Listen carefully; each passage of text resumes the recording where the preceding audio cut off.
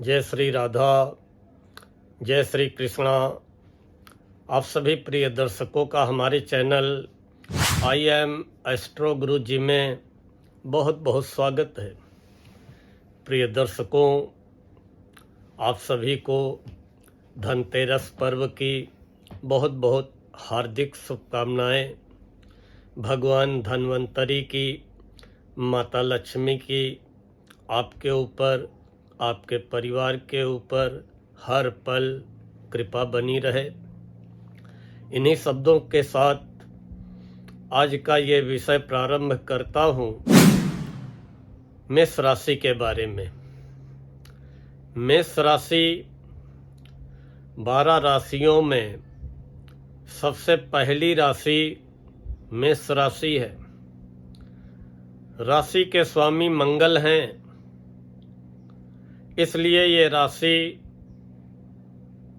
में मंगल के गुण, मंगल की विशेषताएं मेष राशि के व्यक्तित्व में अवश्य पाई जाती हैं।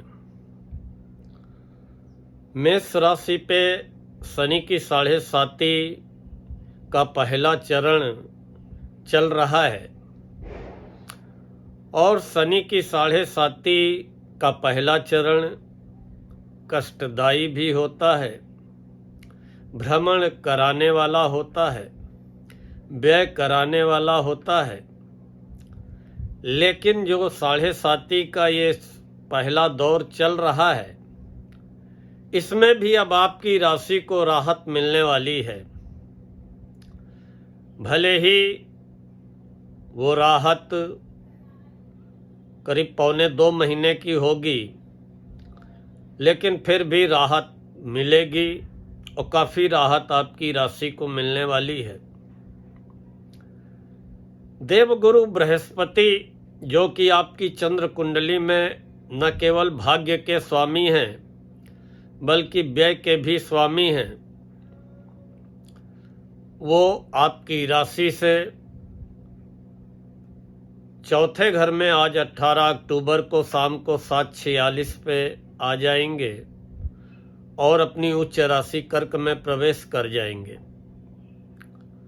कोई भी ग्रह जब अपनी उच्च राशि में प्रवेश करता है तो हमेशा अच्छे ही परिणाम देता है। और फिर ये तो गुरु हैं, सभी का कल्याण चाहने वाले, सभी का हित करने वाले होते हैं।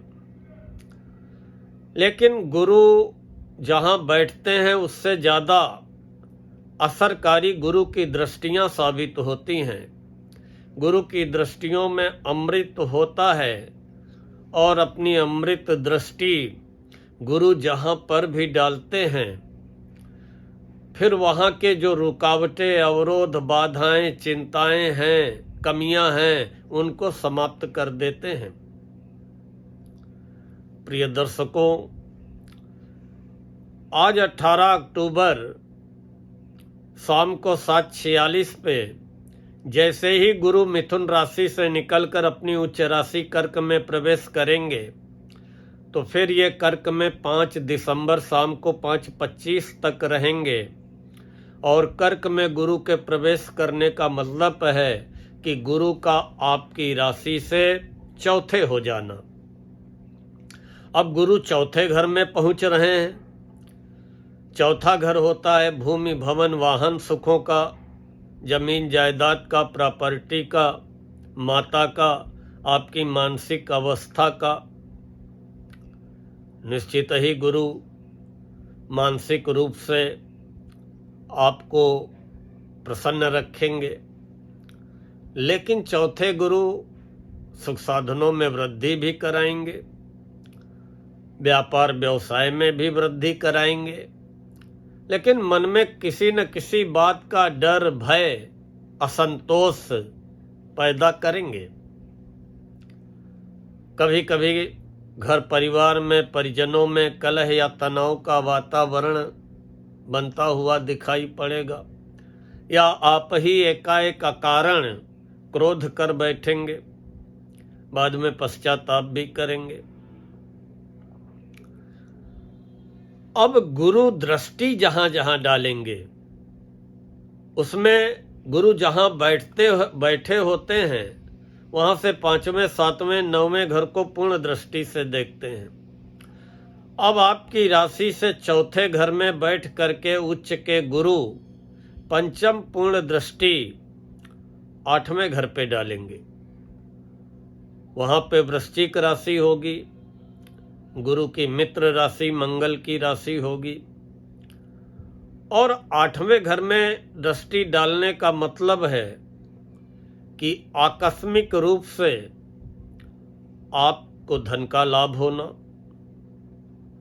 आकस्मिक रूप से आपको धन का लाभ, कोई छोटी मोटी अगर दुर्घटना बनने वाली होगी तो उससे रक्षा करने का कार्य, गुप्त धन, रुका फंसा धन, ये भी ये दृष्टि दिलाने में सहायक बनेगी।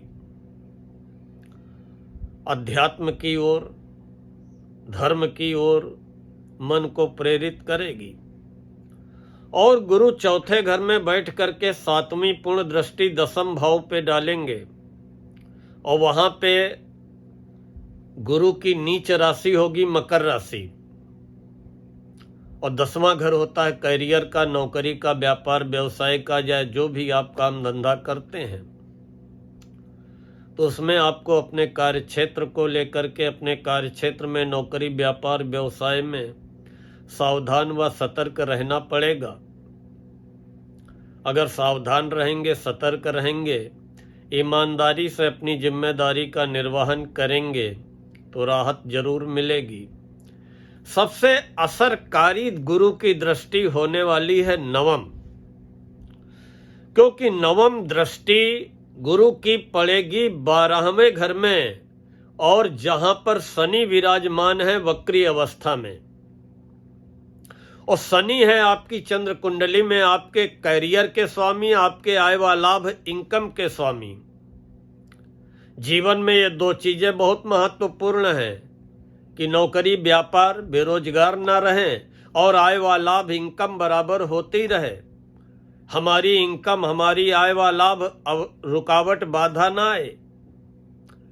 7.5 का प्रारंभ हुआ तो जो नौकरी कर रहे हैं और खासकर जो प्राइवेट सेक्टर में हैं, हमेशा उनके मन में बात चलती रही कि नौकरी बचेगी कि नहीं बचेगी, पता नहीं कब चली जाएगी, या ऐसी जगह हमको ट्रांसफ़र कर दिया है जो कि हम कभी नहीं चाहते थे, लेकिन मरता क्या न करता, करना पड़ेगा, या हम जैसा वर्क सोच के आए थे वैसा यहाँ का माहौल नहीं है, वैसा वर्क नहीं है, या जितना हम परिश्रम कर रहे हैं उतनी हमें इनकम सैलरी नहीं मिल रही, या हमारी योग्यता के आधार पे हमको प्रमोशन नहीं मिल पा रहा है, या व्यापार व्यवसाय में हम जितने प्रयास कर रहे हैं लेकिन मामला वहीं का वहीं पड़ा हुआ है, रुकावटें आ रही हैं, हाथ में आई हुई डीलिंग एकाएक रुक जा रही है। तो ये शनि स्थितियां ऐसी बना रहे थे, खासकर जैसे ही 7.5 का प्रारंभ हुआ 29 मार्च की रात्रि से, और शनि 12वें घर में व्यय भाव में बैठे हैं, तो आय की अपेक्षा व्यय की अधिकता, यात्राएं कराना, यात्राओं में कष्ट देना, या जिस उद्देश्य के लिए हम घर से बाहर दूर दराज के क्षेत्रों में जा रहे हैं वो उद्देश्य मनोनुकूल पूरा न हो पाना, स्वास्थ्य प्रभावित होना, या घर परिवार में किसी न किसी के स्वास्थ्य को लेकर के मन चिंतित होना, आर्थिक स्थिति में कि येन केन प्रकारेण आय व्यय किसी तरह चल रहा है लेकिन धन जमा होने की नौबत ना आ पाना, रोग ऋण शत्रुओं पे खर्चा करना, कर्ज की समस्या परेशान करना, या कर्ज लेने जैसी स्थितियां निर्मित हो जाना, भाग्य का साथ न मिलना। तो कम से कम इससे आपको राहत मिलेगी। क्यों?